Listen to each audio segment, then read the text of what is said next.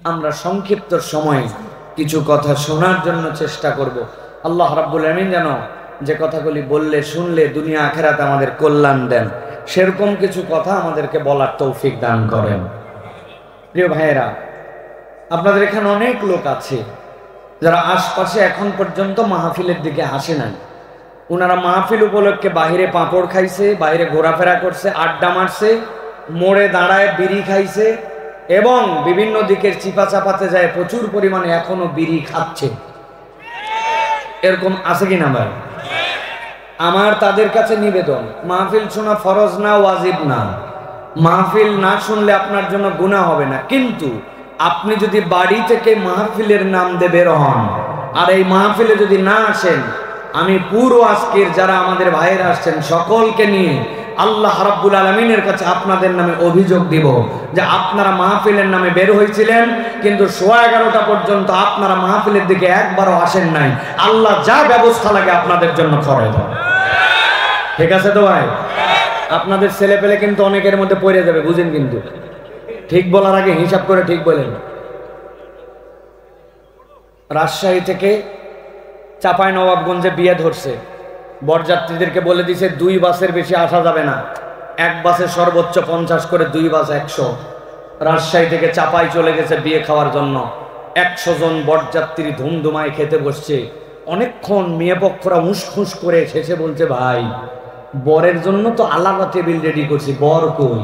বলতেছে আর জ্বর জ্বর ভাব, এই জন্য আসেনি। বুঝে থাকলে বলেন, যদি জ্বর জ্বর ভাব বর আসেনি এই কথা বলে যদি 100 জন লোক বরযাত্রী হিসেবে বসে পড়ে আর খাওয়া দাওয়ার প্রস্তুতি নয়, তো এদের কপালে ভালো আছে না খারাপ আছে? বলে ব্যাককল কোথাকার, তোমরা বর না নিয়ে কি করতে এসো? ভালো ভালো বলতেছে, উঠে যাও, না হলে কিন্তু খবর আছে। ঠিক না? বুঝানোর জন্য বললাম, বরযাত্রী যে একটা সাধারণ বিষয়, তো বরযাত্রী না থাকলে, যেরকম বর না থাকলে বরযাত্রীর দাম থাকে না। আপনার এই মাহফিলের উদ্দেশ্যে এই দোকানপাট, ঘোরাফেরা, বাইরে থাকা, আয়োজন সব এই মাহফিলের উদ্দেশ্যে আজকের জন্য। আপনি কেমন বদনসিব, কেমন কপাল পোড়া যে আপনি একবারও মাহফিলের দিকে আসলেন না। আপনি এক অ্যান্ড্রয়েড মোবাইল নিয়ে, আইফোন নিয়ে, পায়ের মধ্যে কেটস লাগায়, গায়ের মধ্যে এক শার্ট লাগায় ভাবছেন আমি কি হলাম রে বাবা। এত ভালো না, এত ভালো না। এই জন্য আমরা বলি ভাই, কুরআনুল কারীমের আয়োজনকে সম্মান দিলে আল্লাহ রাব্বুল আলামিন ওই ব্যক্তির ভাগ্যকে পরিবর্তন করে দিতে পারেন। সুবহানাল্লাহ। আমি আপনাদের কাছে জানতে চাই, এই কুরআনুল কারীমের বেসিক কাজ কি বলেন তো? বলতে পারবেন? বেসিক, একদম বেসিক কাজ কি কোরআনে? কুরআনুল কারীমের মূল আলোচ্য বিষয় যেরকম মানুষ, কোরআনের বেসিক কাজ হচ্ছে মানুষকে এমন জায়গা থেকে পরিবর্তন করা যেই জায়গায় পরিবর্তন করলে প্রকৃত পরিবর্তন হয়। ঠিক না? আমার কথা নয়, আল্লাহ রাব্বুল আমিনের কথা।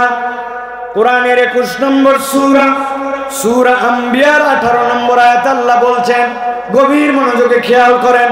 আল্লাহ বলছেন, বাল নাকযিফু বিল হাক্কি আলাল বাতিল ফায়াদমাগুহু ফাইদা হুয়া যাহিক ওয়া লাকুমুল ওয়াইলু মিম্মা তাসিফুন। আমার আল্লাহ রাব্বুল আমিন বলছেন, এই দুনিয়ার মানুষ ভালো করে জেনে রাখো, এই কোরআন, এই হক, এই ইসলাম, আমি আল্লাহ এটার একটা কাজ নির্ধারণ করেছি। কি কাজ? আল্লাহ বলছেন, বাল নাকযিফু বিল হাক্কি আলাল বাতিল ফায়াদমাগু ফাইদা হুয়া যাহিক। আল্লাহ বলছেন, এই কোরআনের কাজ জানো নাকি? এই হকের কাজ জানো নাকি? আল্লাহ বলছেন, এই কোরআন, এই মুসলমান, এই ঈমান, এই ইসলাম তার সাথীদেরকে পরাজিত করার জন্য আসে নাই। কোরআনের কাজ হচ্ছে বাতিলের উপরে আঘাত করা, এমন আঘাত করা ওই বাতিল আর অবস্থান নিয়ে টিকতে পারবে না। কোরআন আসছে বাতিলকে নিশ্চিহ্ন করে দেওয়ার জন্য। আল্লাহু আকবার। কিন্তু কোরআন কিভাবে বাতিলকে নিশ্চিহ্ন করবে আল্লাহ তার একটা ধারণা দিয়েছেন। আপনি হাতের মধ্যে লাঠি নিয়ে মারামারি করবেন, একজন আরেকজনকে ফাটায় ফেলবেন। কোরআন বলছে মৌলিক কাজ কোরআনের এইটা নয়। আল্লাহ রাব্বুল আমিন বলছেন, শব্দ খেয়াল করেন, ফায়াদমাগু ফাইদা হুয়া যাহিক। আল্লাহ বলছেন এই কোরআন আঘাত করবে কোথায় জানো নাকি?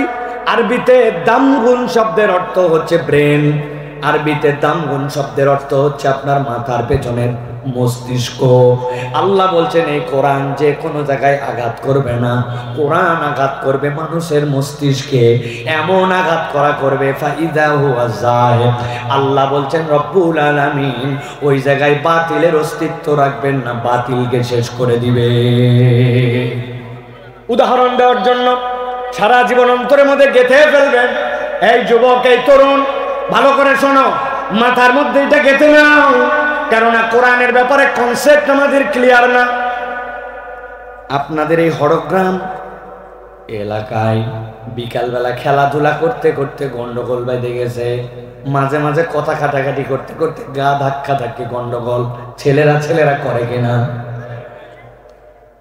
গন্ডগোলের এক পর্যায়ে বিকালবেলা ক্রিকেট খেলতেছিল, ক্রিকেটের যে স্ট্যাম্প ছিল ওই স্ট্যাম্পটা একজন উঠায় নিছে, উঠায় নে কথা নাই, স্ট্যাম্প দিয়ে গন্ডগোলের এক পর্যায়ে একজনের বাম হাতের মধ্যে দিছে এক বাড়ি, যেই না বাম হাতে বাড়ি মারছে হাত গেছে ভাঙ্গা, সাথে সাথে নিয়ে চলে গেছে রাজশাহী মেডিকেলে নিয়ে যাওয়ার পরে ডাক্তার বলছে আগে এক্সরে করেন, এক্সরে করার পরে দেখে ভিতরে ফ্র্যাকচার, এরপরে সুন্দর করে ঠিকঠাক করে দিয়া, এরপরে গলার মধ্যে সুন্দর করে একটা প্লাস্টার দিয়া গলার মধ্যে ঝুলাই দিয়ে বলছে আজকে হাসপাতাল থেকে যাওয়া যাবে না, যতই বাড়ি কাছে হোক আজকে অ্যাডমিট নিয়ে থাকেন এই জায়গাতে, আগামীকালকে আর একটা আপনার এখানে এক্সরে করা হবে, এক্সরে করার পরে এরপরে পরীক্ষা নিরীক্ষা করে আপনার জন্য ঠিকঠাক মতো জোড়া লাগছে কিনা দেখানোর পরে আপনাকে এরপরে ছুটি দেওয়া হবে। ওই ছেলে গলার মধ্যে ব্যান্ডেজ বাঁধে হাড়জোড় ইউনিটের মধ্যে ওইখানে অবস্থান করতেছে।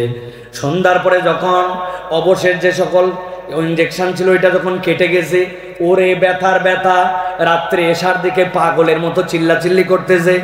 চিল্লাচিল্লি শুনে ওইখানে যে নার্স ছিল ওই নার্স ডাক্তারের সাথে গেছে স্টেশনে, ডাক্তার এই ছেলে তো সহ্য করতে পারতেছে না ব্যথা, কি করা যায়? বলতে কিছু করতে হবে না, ওর একটা ভল্টারের ইঞ্জেকশন দাও, ইঞ্জেকশন দিয়ে ওরা আপাতত ব্যথাটা কমাও। সাথে সাথে তার একটা ইঞ্জেকশন দিছে, 10 মিনিটের মধ্যে কাজ হয়ে গেছে।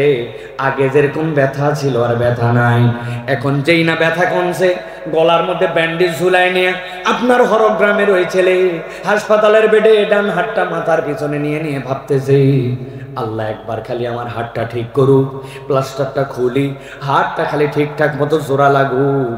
যেই বেটা আমার এক হাত ভাঙছে, আল্লাহ বাঁচালে ওর 2 হাত, যদি ভাঙতে না পারি আমি মামুর বেঠাই না।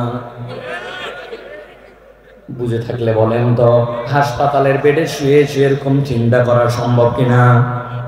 সম্ভব। আরেকজন মারামারি লাগাইছে, মারামারি লাগায় একজনের পা গেছে ভেঙে, এখানে হাসপাতালে নেওয়ার পরে বলছে এখানে হবে না, ঢাকা পঙ্গু হাসপাতালে স্পেশাল ইউনিটে তার পার করা লাগবে, কেননা পায়ের ভিতরে খালি হাড্ডি ভাঙেই নাই, গুঁড়া হয়ে গেছে।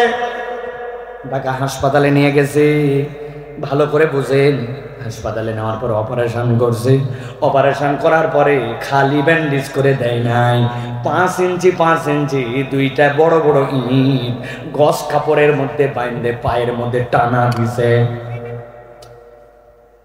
গস কাপড়ের মধ্যে বাইন্ধে পায়ের মধ্যে টানা দিয়া ঝুলায় রাখছে। বুঝে থাকলে বলেন তো এইরকম পা ভাঙ্গার পরে অনেক সময় পায়ের মধ্যে টানা দেওয়া লাগে, দেখছেন আপনারা ভাই? ওই ছেলের অবস্থা খারাপ, ব্যথায় কাঁকর, রাত্রেবেলা তাকে একটা ইঞ্জেকশন দেওয়ার পরে বলছে এখন ব্যথা কমে যাবে, সকালে ডাক্তার আসলে বাকি ট্রিটমেন্ট হবে। ওই বেটা পঙ্গু হাসপাতালে 2 হাত মাথার নিচে দিয়া, ঠ্যাংয়ের অবস্থা বেকায়দা, ঠ্যাং দিয়ে দাঁড়াতে যে কত দিনে পারবে আল্লাহ কেবল জানে, ইট ঝুলানো আছে, কিন্তু মাথার নিচে 2 হাত দিয়া পঙ্গু হাসপাতালের বেডে ইস ইস করতেছে আর বলতেছে আল্লাহ একবার খালি আমার বাম পাটা ভালো করুক, একবার খালি এলাকায় ফেরত যায়। যেই বেটা অন্যায় করে আমার 1 পা ভাঙছে, ওর 1 পা, ওর বাপের 1 পা, ওর ভাইয়ের 1 পা না ভাঙলে আমি মরদি না। বুঝে থাকলে উত্তর দেন। হাসপাতালের বেডে শুয়ে এরকম চিন্তা করতে পারে কিনা? কথা বলতে হবে, পারে কিনা? কিন্তু এবার জিজ্ঞাসা করি, এই যে গন্ডগোল করতে করতে একজনের হাতও ভাঙছে, পাও ভাঙছে, কিন্তু হাতের মধ্যে একটা লাঠি ছিল, ওই লাঠি দিয়ে মাথার পিছনে এই জায়গায় একটা বাড়ি মারছে, মাথার পিছনে যেই না বাড়ি দিছে, ওই ছেলের হাত ভাঙা পা ভাঙা কিন্তু হুঁশ নাই। কোমার মধ্যে চলে গেছে, অজ্ঞান হয়ে গেছে। অজ্ঞান হওয়ার পরে হাত ব্যান্ডেজ, পা ব্যান্ডেজ, কিন্তু তার জ্ঞান নাই। বুঝে থাকলে রাজশাহী শহরের মুসলমান এক বাক্যে উত্তর দেন তো, যেই ছেলের জ্ঞান নাই, হুঁশ আসে নাই, অজ্ঞান হয়ে বিছানায় পড়ে আছে, ওই ছেলেটা কি হাসপাতালে শুয়ে কার হাত ভাঙবে আর কার পা ভাঙবে এই চিন্তাটাও কি করার যোগ্যতা রাখে? যারা বললেন না বুঝেন নাই, রাখে? আল্লাহ রাব্বুল আলামিন কি বলছেন খেয়াল করেন। আল্লাহ বলছেন বাল নাকযিবু বিল হাক্কি আলাল বাতিল ফায়াদমাগুল ফাইদা হুয়া যাহিক ওয়া লাকুমুল ওয়াইলু মিম্মা তাসিফুন।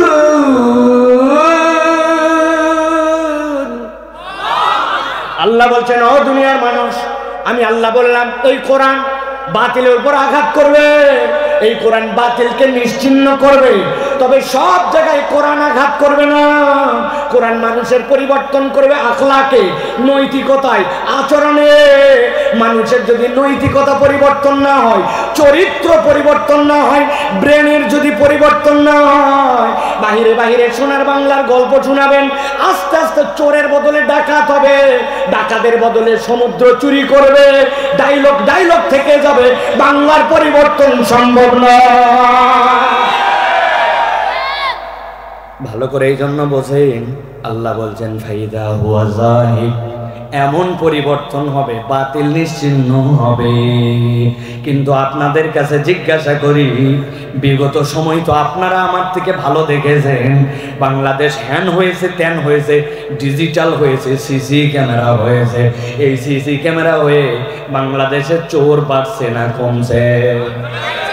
মিথ্যা একটা কথা বললেন আপনারা, একটাও চোর বাড়ে নাই, সব চোর ডাকাত হয়েছে।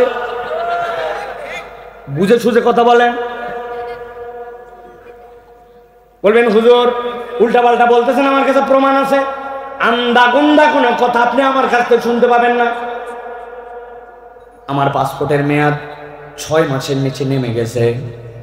এখন বিদেশে ভ্রমণের জন্য 6 মাস যদি আপনার মেয়াদ না থাকে, তাইলে আপনার আর পাসপোর্টে কোনো রকম ভিসা লাগবে না, আমার জাপান যাওয়া দরকার। একজন পরামর্শ দিল, দ্রুত যান, যে পাসপোর্টের কাজটা করে নিয়ে আসেন, তবে যাওয়ার সময় কিন্তু প্রস্তুতি নিয়ে যায়েন। আমি মনে করছি পাসপোর্ট অফিসে যাওয়ার পরে বোধহয় আমাকে সই টই করা লাগবে, এই জন্য রেড লিপ 2টা কলম নিয়েছি ভালো ভালো। আপনারা যারা হাসতেছেন মনে করছেন হুজুর ভাত খায় না, হুজুর ভাত খায়। আপনারা যা বুঝছেন আমিও তাই বুঝছি। খুচরা খুচরা 500 1000 এ পকেট ও পকেট আলাদা করে নিয়ে গেছি। যাওয়ার পরে পাসপোর্ট অফিসের দোতলায় আমাকে শুধু ঘুরায়, প্রস্তুতিও খায় না, কাজও করে না। এদিকে তো আমার মেজাজ খারাপ হয়ে যাচ্ছে, কাজ করে না, এই টেবিল ওই টেবিল, এই কথা বলা যাবে নাই। প্রস্তুতিও খায় না, পাসপোর্টের কাজও করে না। অনেকক্ষণ দোতলায় ঘুরানোর পরে আমাকে খানিকক্ষণ পরে বলছে, হুজুর এবার নিচতলায় চলেন। যেই না নিচতলায় আসতেছি, একটা সিঁড়ি, সিঁড়ির পর একটা ল্যান্ডিং, এরপর আবার একটা সিঁড়ি, এক ধাপ সিঁড়ি পার, যেই না ল্যান্ডিং এর জায়গায় আসছি, কই দাঁড়ান। দাঁড়ালাম, বলছে মাল দেন। আমি বললাম এই ব্যাক কল, কখন থেকে আমি প্রস্তুতি নিয়ে রেডি, উপরে এতক্ষণ ঘুরাইয়া ঘুরাইয়া এই জায়গায় আছে, তুমি মাল দেন, কি পাইছ? বলতেছে হুজুর এই বিল্ডিংটি রাগ করেন না, সিসি ক্যামেরা নিয়ন্ত্রিত। আমরা মনিটরে চেক করে দেখছি পুরা বিল্ডিংটাই সিসি ক্যামেরায় ধরে, খালি এই জায়গাটা ধরে না। যেই জায়গাটা ধরে না ওই জায়গায় উনি মাল খাওয়ার জন্য আমার কাছে আসছে। কিন্তু আমি জিজ্ঞাসা করি রাজশাহীর বিবেকের কাছে, উত্তর দেন ওই লোকের কাছে যদি 2টা জিনিস থাকতো, এক নম্বর হচ্ছে কিরামান কাতিবিনা ইয়ালামুনা মা তাফআলুন, কি দিন কি রাত কি লোডশেডিং, কি ঘরের ভিতর কি বাহির, সব সময় তোমার কাছে দুইটা ফেরেশতা আছে যারা তোমার সব কিছু দেখতেছে আর লিখতেছে। এই বোর্ডটা যদি তার কাছে থাকতো, আর সাথে সাথে দেশে যদি এই আইন থাকতো যে এই বোর্ড থাকার পরেও যদি কেউ প্ররোচিত হয় 2 নম্বর করে, তাহলে চুরি করলে কোরআনের আইন অনুযায়ী তার জন্য শাস্তি কি, ডাকাতি যদি করে তার ডান হাত আর বাম পা কাটা চলে যাবে। এখানে কোনো মামু খালু দল কিচ্ছু চিনবে না। একে ভয় আল্লাহ, আর 2 নম্বর আল্লাহর আইন। এই দুইটার যদি সমন্বয় হয়, বুঝে থাকলে বলেন তো এই দেশ পরিবর্তন করা সম্ভব কি সম্ভব? আল্লাহ এই জন্য বলছেন সাবধান হয়ে যাও। যারা মাথার মধ্যে অন্য চিন্তা করছে আল্লাহ সাবধান করে দিচ্ছেন। আল্লাহ রাব্বুল আলামিন বলছেন ওয়ালাকুমুল ওয়াইলু মিম্মা তাসিফুন। তোমাদের মধ্যে কতগুলো অতি পণ্ডিত আছে, আল্লাহর বিধান নিয়ে কথা বলে, আল্লাহর হুকুম নিয়ে কথা বলে। আল্লাহ বলছেন আল্লাহর ব্যাপারে যে উল্টা পাল্টা কথা বলবে, আল্লাহ বলছেন সাবধান হও, দুনিয়া আখিরাতে তার কোনো নিস্তার নাই। আল্লাহর আইনের বিপক্ষে কথা বললে, কোরআনের বিপক্ষে কথা বললে, দুনিয়ায় যদি ধরাও না খান, আল্লাহর কাছ থেকে বাঁচার কোনো উপায় থাকবে না। টের পান নাই? টের পান নাই? কোনো সেনাবাহিনী লাগে নাই, পুলিশ লাগে নাই, কোনো বাহিনী লাগে নাই। ছোট্ট ছোট্ট মাসুম বাচ্চাগুলা থাপড়ায়া দেশ থেকে, বুঝেন নাই না? এই জন্য আগামীতেও সাবধান হয়ে থাকবেন। অনেক মানুষ এখনো আছে মুনাফেকের মতো চুপ করে আছে, কখন সুযোগ পেলে আবার ফোঁস করে একটুখানি সবল মারবে। আমরাও বলছি তৌহিদি জনগণ, হৃদয় খুলে দিয়ে প্রস্তুত থাকতে হবে। ইসলামের বিপক্ষে কাজ করে এরকম কোন মানুষকে আগামীর বাংলাদেশে বরদাস্ত করা হবে না।